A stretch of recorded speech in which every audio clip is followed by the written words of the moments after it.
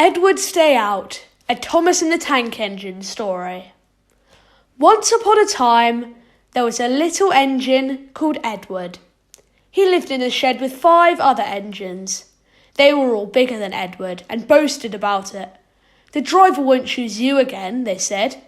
He wants big, strong engines like us. Edward had not been out for a long time. He began to feel sad. Just then, the driver and fireman came along to start work. The driver looked at Edward. "Why are you sad?" he said. "Would you like to come out today?" "Yes, please," said Edward. So the fireman lit the fire and made a nice lot of steam. Then the driver pulled the lever and Edward puffed away. "Peep, peep," he whistled. "Look at me now." The others were very cross at being left behind. Away went Edward to get some coaches. "Be careful, Edward," said the coaches. "Don't bump and bang us like the other engines do." So Edward came up to the coaches very, very gently, and the shunter fastened the coupling. "Thank you, Edward," said the coaches. "That was kind. We are glad you are taking us today." Then they went to the station where the people were waiting. "Peep, peep," whistled Edward.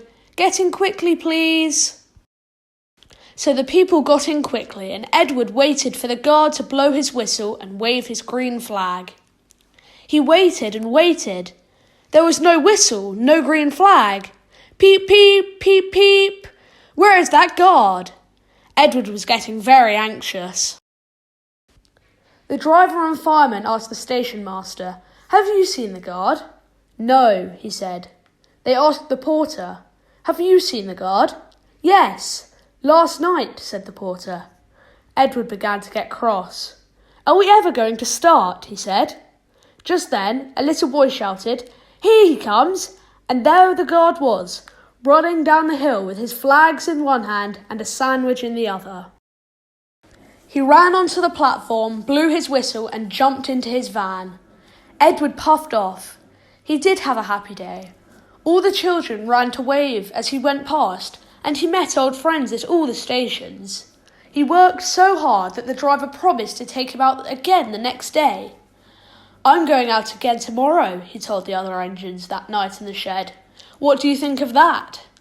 But he didn't hear what they thought, for he was so tired and happy that he fell asleep at once.